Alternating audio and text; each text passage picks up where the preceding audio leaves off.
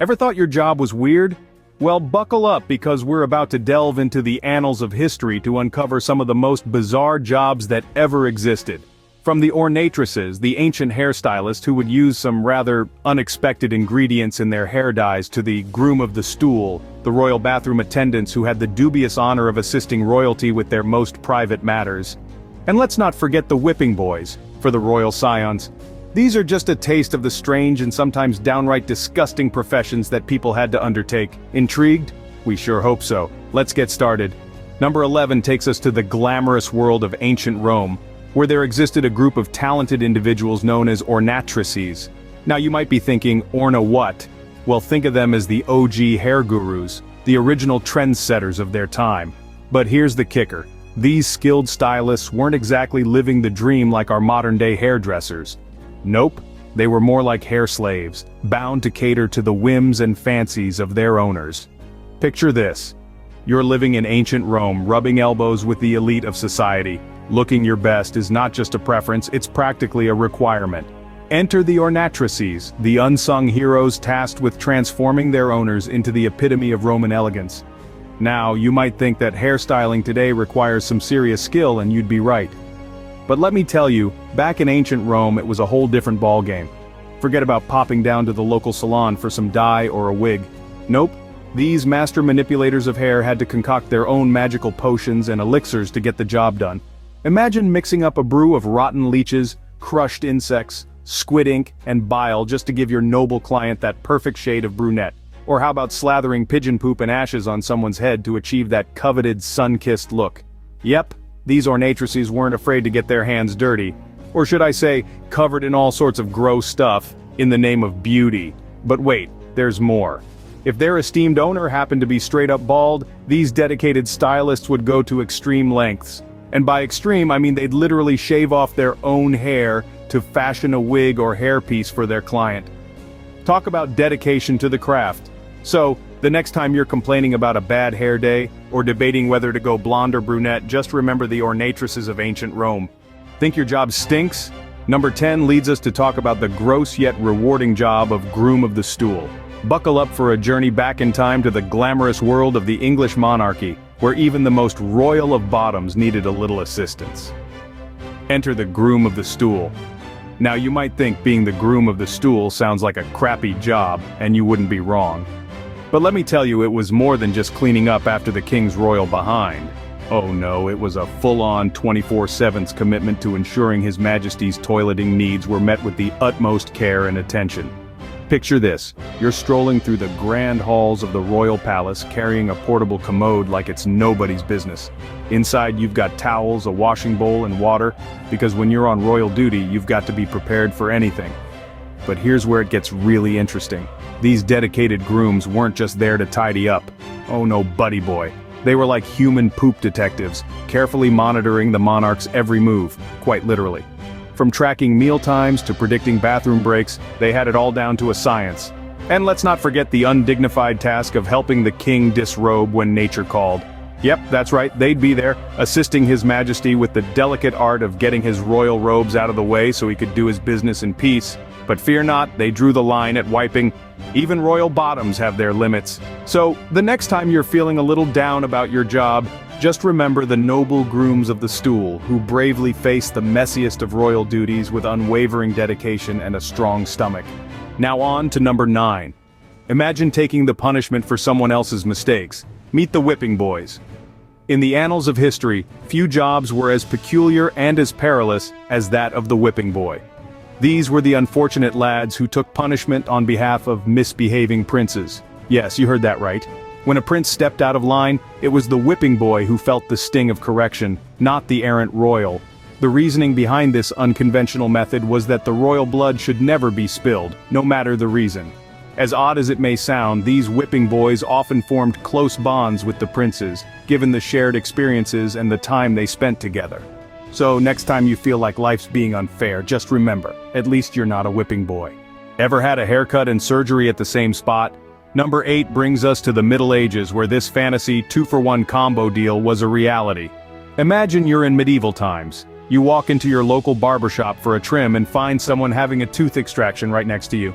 Sounds bizarre, right? Well, welcome to the world of barber surgeons.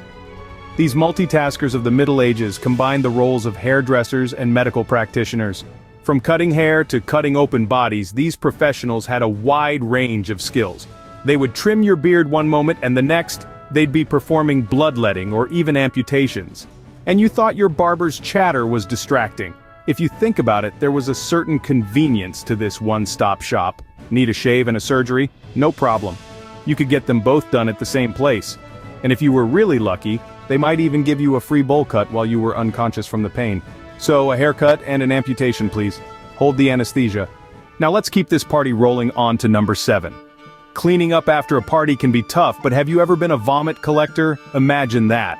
In the opulent halls of ancient Rome, lavish dining was a norm, with royals indulging to the point of vomiting just so they could eat more. This became such a normal practice that the Romans wouldn't even leave the room to vomit. Instead, there were appointed vomit collectors that would carry bowls specifically for catching vomit.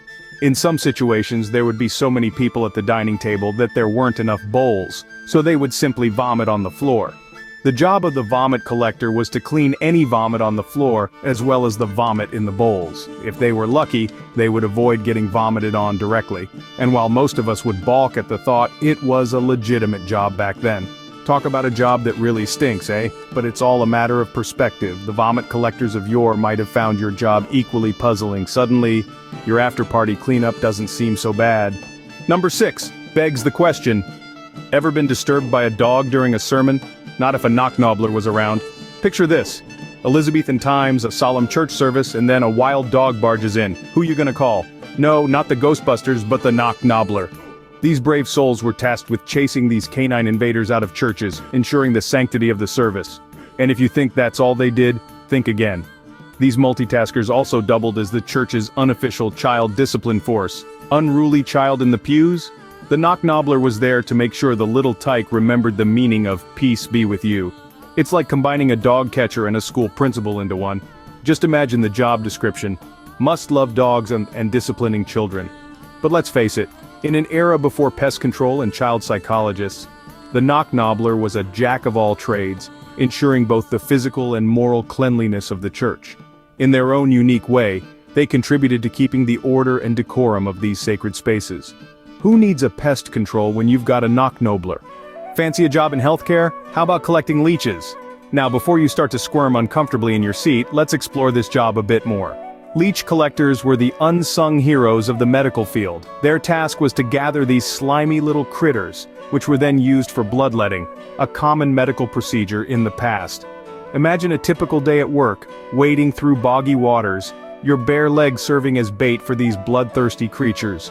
Once the leeches latched on, you'd pick them off and store them for later use. Talk about having a hands-on job. And before you ask, no, there were no special leech collector uniforms, just you, your courage, and a whole lot of leeches. It's safe to say that this job was not for the faint of heart. Or for the squeamish. Or for anyone who doesn't enjoy the company of parasitic creatures. So, are you still interested in healthcare? They say every job has its perks. What about catching rats in 19th century Europe? Picture this, it's the 19th century, and your daily grind involves hunting down and disposing of rats. Yes, rat catchers, a profession that might not be on your radar, was a vital one in the days before pest control and sanitation became what it is today. Rats were seen as carriers of deadly diseases, so these brave individuals played an important role in public health.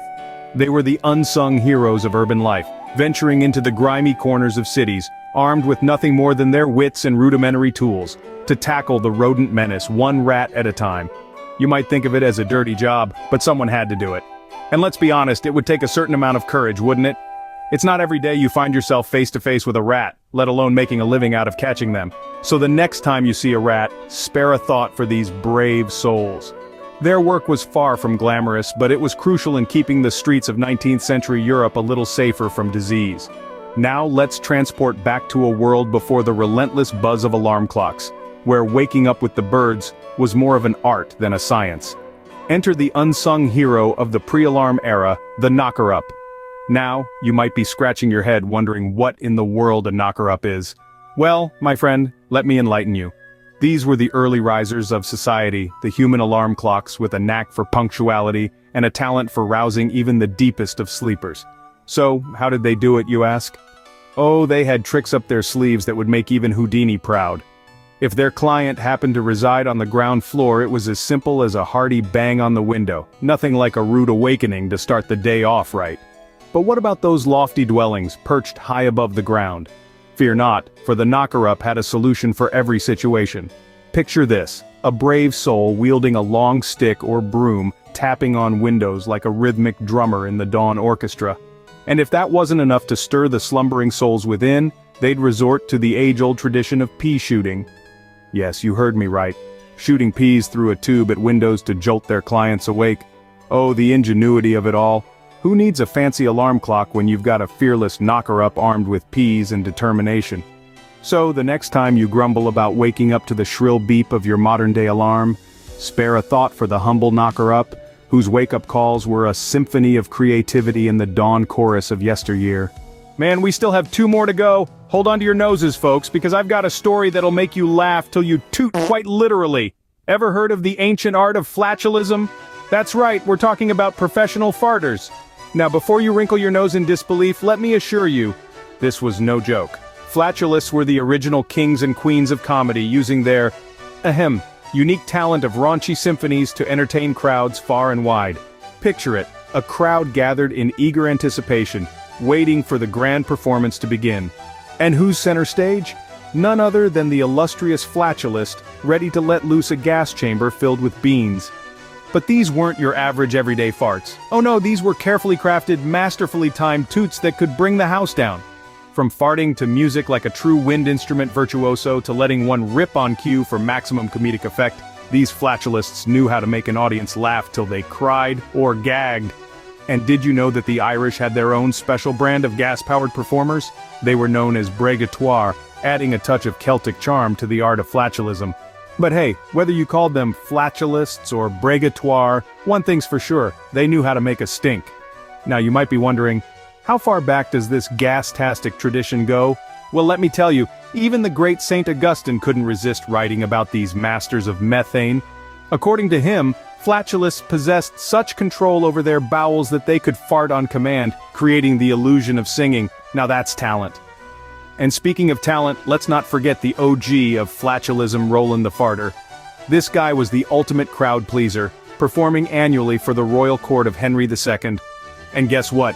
After years of dedicated fartistry, Henry II rewarded him with not just a pat on the back, but 30 acres of land and a massive manor. Talk about turning gas into gold. So the next time you're feeling a bit down in the dumps, just remember the legendary flatulists of old, who turned the humble fart into an art form and brought joy to the masses. One cheek squeak at a time. Well, it seems we've made it to number 1. If you've made it this far, be sure to drop a like on the video. Now let's unveil the final entry on this list of history's dirty jobs, shall we? The Nomenclator. Now if you're the type who struggles to remember names at parties, you'll thank your lucky stars you weren't born a nomenclator. These clever souls were the human memory banks of their time, tasked with the Herculean feat of remembering everyone's names at public events. Yep, you heard that right, no smartphones, no notebooks, just good old-fashioned brain power. Imagine this, you're at a lavish Roman soiree, rubbing elbows with the elite of society, there's laughter, there's chatter, maybe a little vomit, and then there's a nomenclator discreetly lurking in the shadows, silently committing every name to memory like a stealthy ninja of social etiquette. But here's where it gets really interesting. These memory maestros weren't just responsible for names. Oh no, they were like walking encyclopedias, storing away juicy tidbits of information about each guest faster than you can say, something fast, I suppose. And let's not forget the real test of their skills. When their master decides to indulge in a little too much wine, and starts to forget who's who. That's when the nomenclator kicks into high gear, swooping in to save the day with their encyclopedic knowledge of prior conversations and basic details about every Tom, Bobby Boy, and Tiberius in the room. In a world before smartphones and contact lists, these unsung heroes were the OG phone books, the ultimate wingmen of ancient social gatherings. So, the next time you're fumbling for someone's name at a party, spare a thought for the humble nomenclator, whose memory was sharper than a gladiator's sword and twice as handy. Well, that'll do it for our list on 11 of history's weird and for some dirty jobs. So how does your job compare to these historical oddities? Let us know in the comments, and if you made it this far, thank you, and I will see you in the next one. Stay curious, friend.